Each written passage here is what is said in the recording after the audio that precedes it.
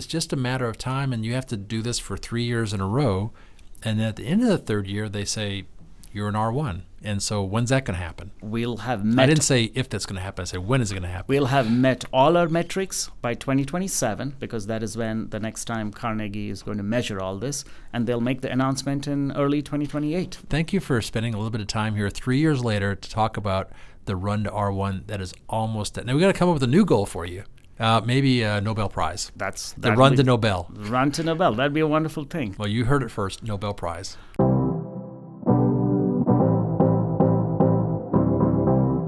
Hey Bobcats, welcome to The Current, where we talk to faculty, staff, students, alumni, and friends about what's going on here at Texas State University. And I'm super excited about today's podcast because we're talking to my friend Shreek Mandayam, who's the Vice President for Research.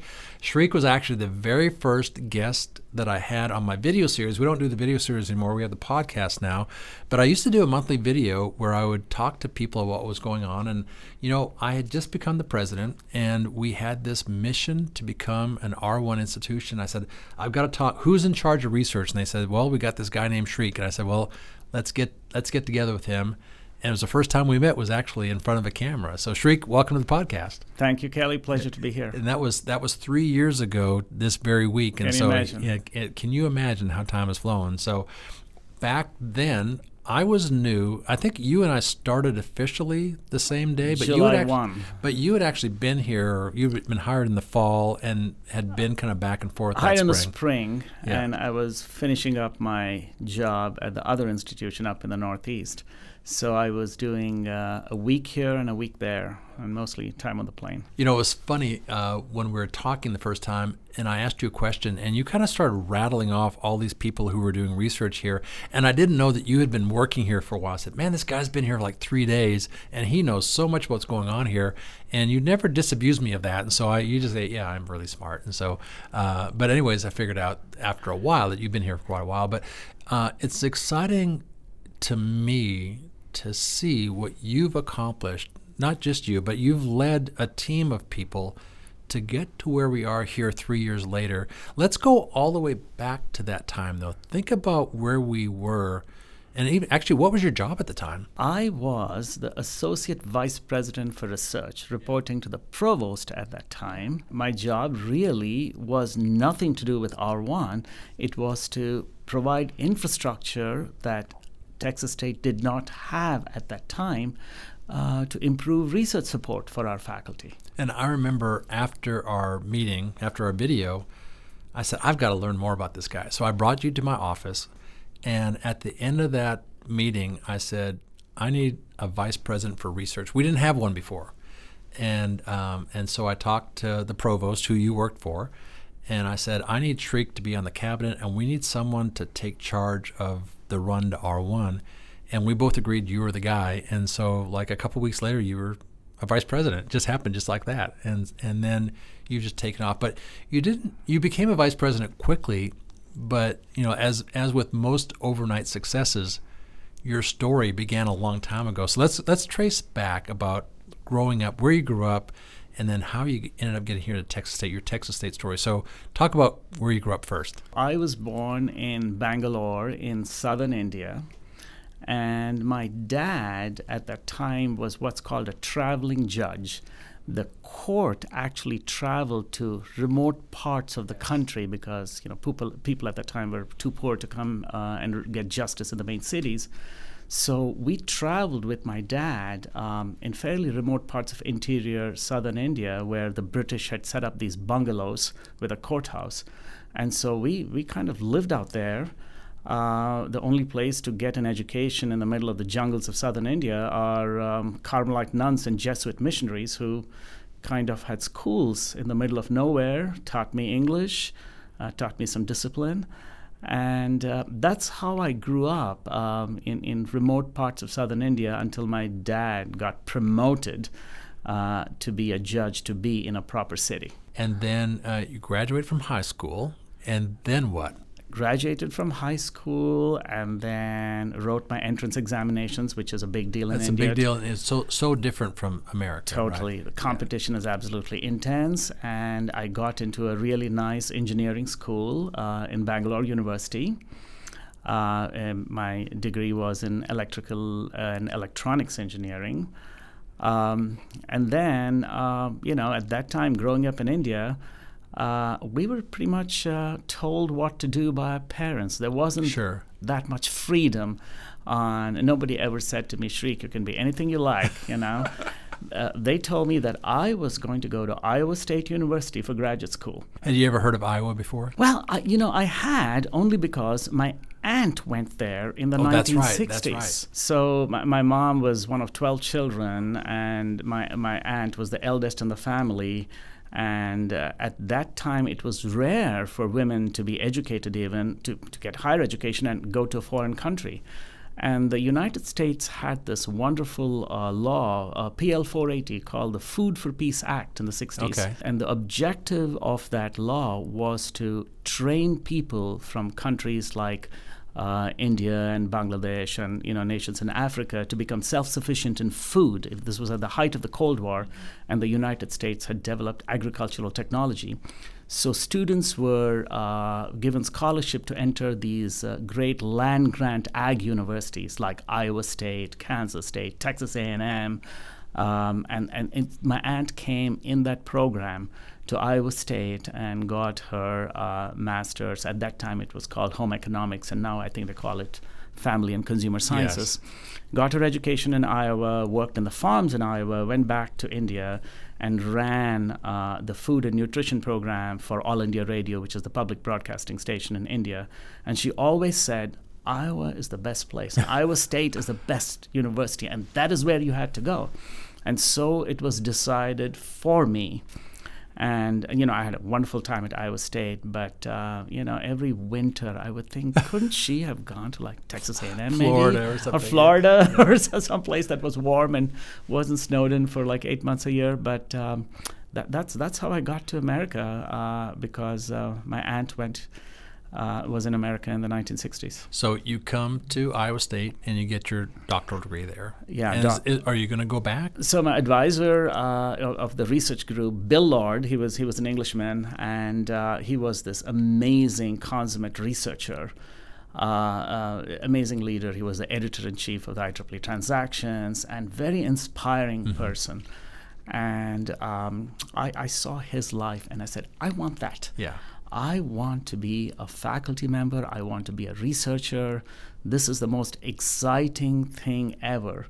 And I said, it's the best job in the world. It is. Yeah. It is. And you get to explore and use your intellect, write research proposals, get funded to pursue your passion. And at the same time, you build your research group. Not only do you teach, but you can mentor students much closely in their lab. So Iowa State transformed my life. And, I had the opportunity, working in higher education to transform many, many, many lives in my research lab. And so I really thought this is the best job in the world. I never thought I'd end up as a vice president for research or anything. Nobody ever thinks of administration. Of course not. When you want to be a faculty member, you want to be a researcher, you want to be known for your scholarship, and you want to discover new things, invent new things, create new things. So you leave Iowa State. What's next? I graduated in 1996 with my PhD, and that was a very difficult year for faculty jobs because I knew I wanted to be a faculty member. I'd applied to, 35 different universities for faculty positions. And, just at that time, what was known as Glassboro State College got a donation of $100 million from Henry Rowan, an MIT grad, to start an engineering school. So they changed the name of the university to Rowan University. I did not know that till just now, that's where that name came from. Yeah, they were very grateful. What was the name of the university It was called Glassboro State College. Glassboro. A small institution that started as a normal school or a teaching school, much like Texas State University.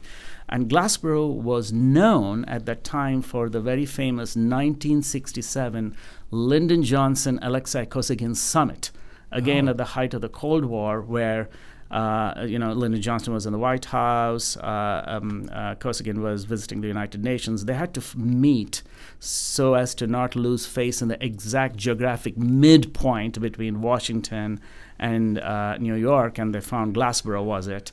and they met on the campus of Glassboro State University. So I had an association with Lyndon Johnson. Wow, way back before then. I came to Texas State, which is quite amazing, how life works out. Yeah. And so I was hired as the first faculty member in the brand new electrical engineering program.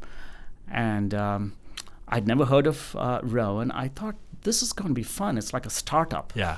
Right, and in fact, you get to meet Mr. Rowan in your interview. He wanted to make sure that I was up to snuff and everything. Oh, and that's interesting. And it was a blast because I bought furniture, hired secretaries, learned about accreditation, all the things they did not teach me in graduate school because I had to stand up a program. And then, I just, and I had to build up my own research program, go to the National Science Foundation, thankfully, which was a short train ride away there, make myself known. And I think I got my first funding just because the program manager wanted to shut me up because I was pestering him so much. And began my research career, finally got to full professor, became a department chair. And then, like most people, I was, said, what's next? I want to interview. And I was interviewing for dean positions. And, I was going to go to CUNY. It was my plan. But then the new president there found out that I was interviewing. And he said, why are you leaving? I said, yeah, I've been here many years. I'm a little bored. He said, you're bored? Let me give you a job. And he, made me the associate provost for research and then the vice president for research at Rowan, where my job was to help other faculty succeed and become successful grant writers. And I love that very, very, very much because, it's really transformational. You're transforming a faculty member's career in helping them create new knowledge. You're helping countless students who learn how to do research in a lab, get engaged with the university. We talk about student success here. Mm-hmm. And one of the best measures of student success is engagement. And one of the best ways to engage in a university is do research with their faculty in their faculty members' labs and institutes. Dumb it down for me, because I'm just a sociology, criminologist person. But what is your favorite piece of research or discovery that you did? One of my proudest moments was a project that we had funded by NASA Stennis Space Center. At the time, they were testing the space shuttle main engine over at Stennis Space Center in Mississippi. And I was part of a project that created a piece of hardware, a computer chip that would go on the test stand of the space shuttle main engine test. Rocket test system to figure out the health of the rocket test system out there because it's cryogenics. They take liquid hydrogen, liquid oxygen, ignite them together to get steam, water, and that's what powers the rocket. And we were able to tell and predict the health of the numerous valves that were there in the rocket engine test system at Stennis. To get to that point, it almost took me 6-7 years to get the trust of the technicians running that system because they just didn't want some professor, meddling with their piece of equipment. So, it was a lot of work. It was a lot of building human trust and relationships and working with people on the ground. And finally, to get that there was one of our proudest moments. I think that people don't understand kind of the history of the modern research university. There was a time when research was done by companies. They were trying to take inventions to market and so on. So it was very market driven. And because of that, the kind of discoveries that were made were really kind of oriented towards, manufacturing, commercial products and so on, which really stifled research and discovery in fields like the medical fields, for example, and so on. But post-World War II, there was a movement towards universities taking on the responsibility for doing research because that's where all the brilliant minds were. And there was an opportunity I think people saw in creating these research universities. And they oftentimes started in land-grant universities that were already doing research in agriculture, for example. But then taking that metaphor of the researcher who's working in agriculture and moving it into manufacturing and health and medicine and so on, where you start to see this development of these research universities. And so Rowan becomes a research 2 university over time. That's where they are, same as we are right now. But you start to see universities not just teaching teachers, not just teaching subjects, but also creating information. Talk a little bit about that history so that people can understand what it means to be at a research university. Sure. It really started right after the Second World War. The Manhattan Project, was an impetus for that, and the creation of the National Science Foundation by Vannevar Bush, and that provided a way for faculty researchers who were going to be inventing things that were not even known then, that may not have had any practical application. So this is the process of reasoning and discovery and engagement that occurred there in universities, in addition to education and training the workforce, by involving the workforce in this act of discovery and invention that allowed us to create new things, new ideas that eventually would come out to be commercialized and reach the hands of the consumer or the patient or the person on the street. And this is really what powered the United States growth to be a world power with the best scientific expertise, where everybody in the world comes, even now, to engage in research. The research universities in America are the envy of the world. Yeah. And yes, other countries have research universities too, but the scale and the power and the impact that the United States has on world research is unrivaled. And the products that come out of that are unrivaled, which is why people from all over the world, students from all over the world, still come to the U.S. to pursue graduate education and undergraduate education and to be part of this amazing discovery and invention engine that is supported by the federal government, the state government, private industry, foundations, an amazing network of funding agencies that we have here that really have made the United States the destination to be in terms of research. And just think about the modern conveniences that we have started in someone's laboratory. I think about what it's like to have a microwave. I remember when microwaves first came out, I bought my mother a microwave, and I spent what must have been the equivalent of $2,000 buying her a microwave because I'd seen this thing. And by the way, it was a monstrosity. It was huge.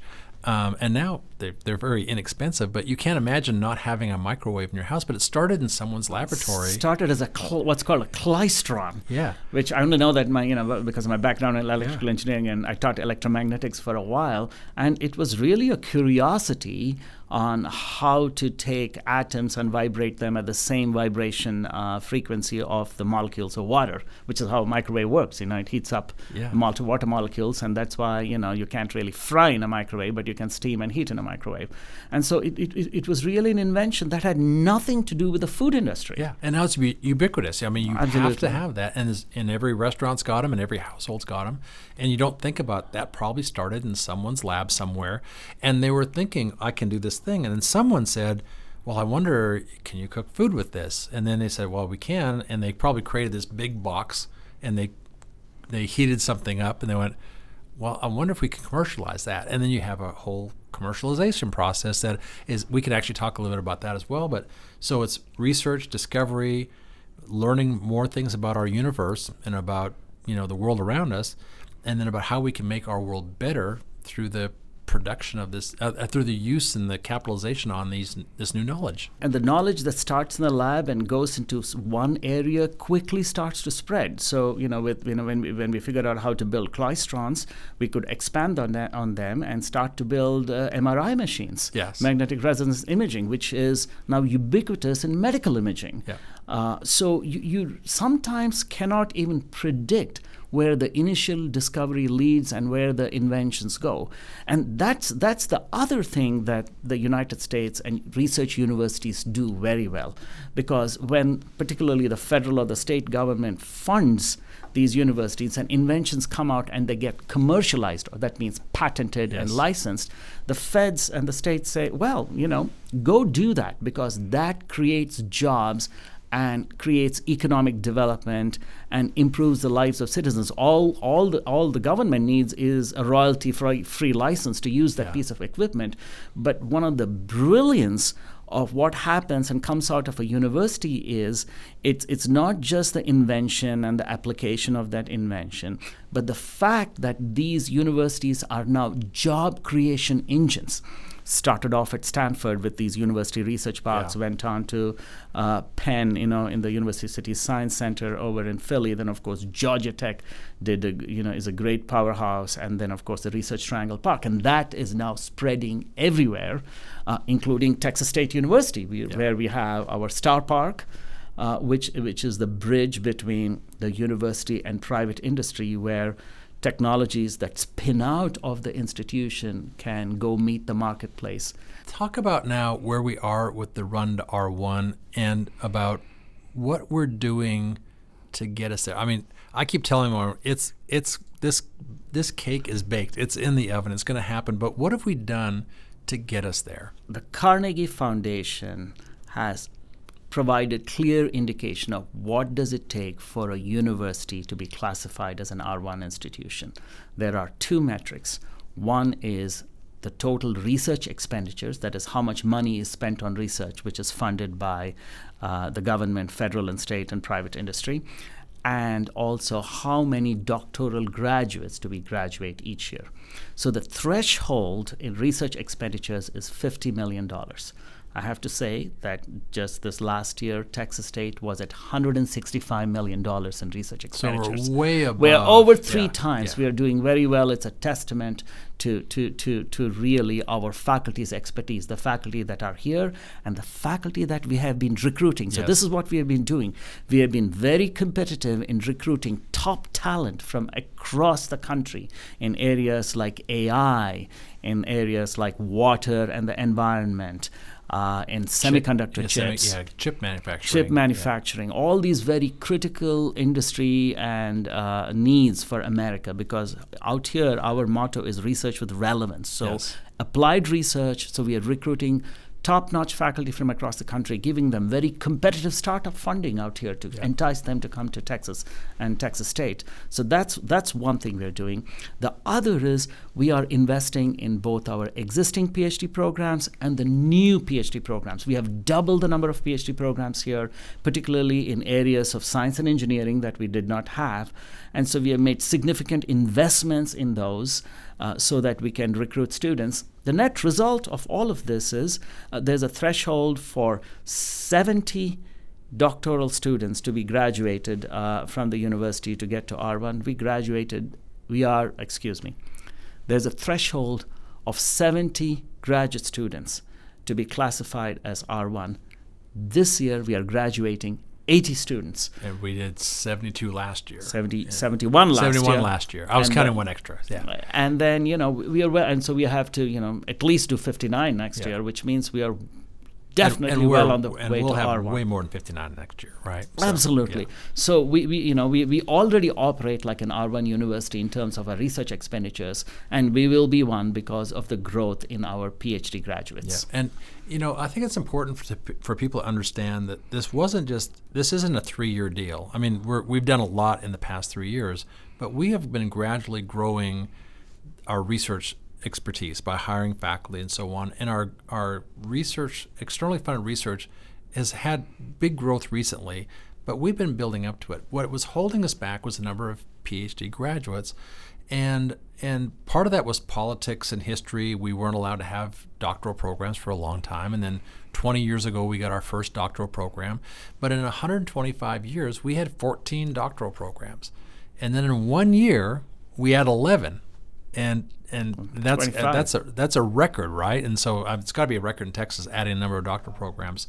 And so we've got our faculty who are doing research like crazy, and the metric for that is how much money they're generating.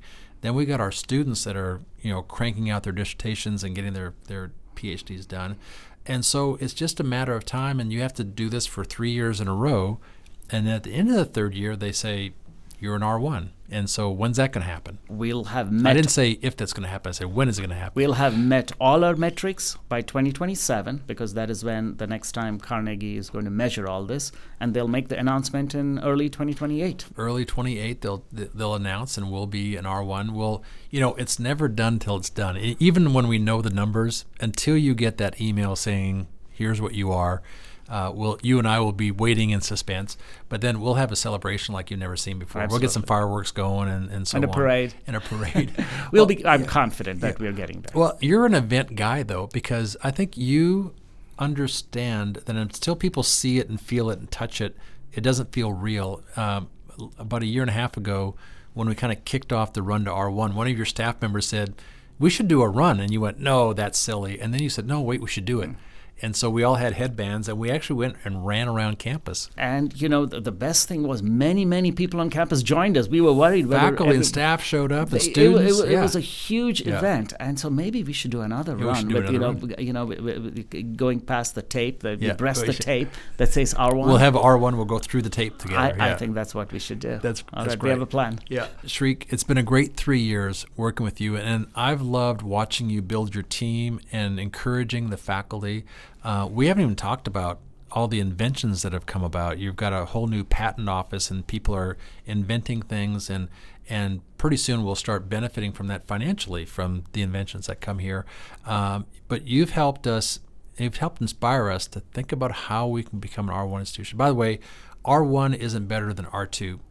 These aren't rankings. It's different. But they're just different. And you've helped us become different. And I couldn't be prouder of you and our faculty, our staff, and our students who have come together to do something pretty special that will put us in a group of institutions that is pretty rare air. How many R1s are there right now? About 170 something. About 170. So, these are the thousands of universities. 4,000 colleges and universities around the country, 170 are R1.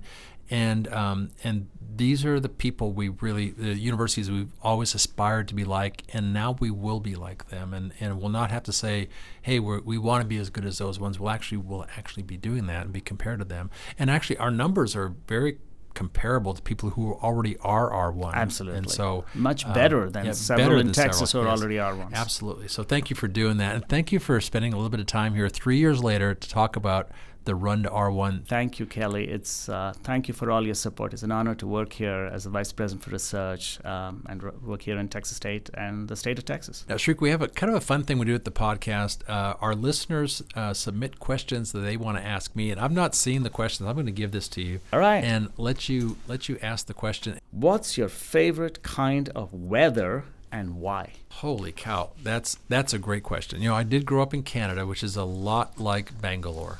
It's not like Bangalore at all. It's not like Bangalore at all. No, it's not like Bangalore. So I actually love it when it snows. I like it when it's snowing. And people say they don't like that, but you watch this place when it snows. People will be taking pictures of it, and they'll be outside, and they'll be making snowmen. And I love it when it snows. I don't like my mom's birthday was September 29th, and she always complained that there was snow on her birthday. And I saw snow every month of the year growing up. And so going up in the mountains and so on, and it'd be August, it'd be warmer down in the plains, but up in the mountains it'd be snowing. And so I'm used to snow. I don't like snow that lasts for 8 months. That's too much. But I love the first snowfall, and I love what a place looks like. It just looks different when it's got an inch of snow on it. So that's my favorite time. What about you? I used to think my favorite time was fall, living in the Northeast and the colors changing and all that. But having moved to Texas, my dear colleague on the cabinet, Lisa Lloyd, has taught me the art of river sitting. Yes. She loves to just go sit in the river. Which is a very hill country kind of thing to do. But you can river sit only when it's 100 degrees outside. It has to be. And the water is 72 degrees. It's like a bathtub, right? Yeah. The water is cold. And if you sit at the Guadalupe, and then the temperature outside is 100 degrees. So you have your feet in the cold water. Not just feet. You have a low chair, yes. So you're kind of sitting in the water. In the water. The critical thing is you're drinking a Diet Dr. Pepper. Something like that. Yeah. The key thing is you have to balance your beverage and balance yourself and not get swept away in the flowing river. Yeah. When it's 100 degrees. So my favorite kind of weather right now, believe it or not, is midsummer in Texas Hill Country, sitting in a river. That's awesome. Well, thank you for sharing that. Thank you for joining us in the podcast, and thank you for joining us as well. It's always a great opportunity to learn more about what's happening here at Texas State. All right, until next time, States up, everyone.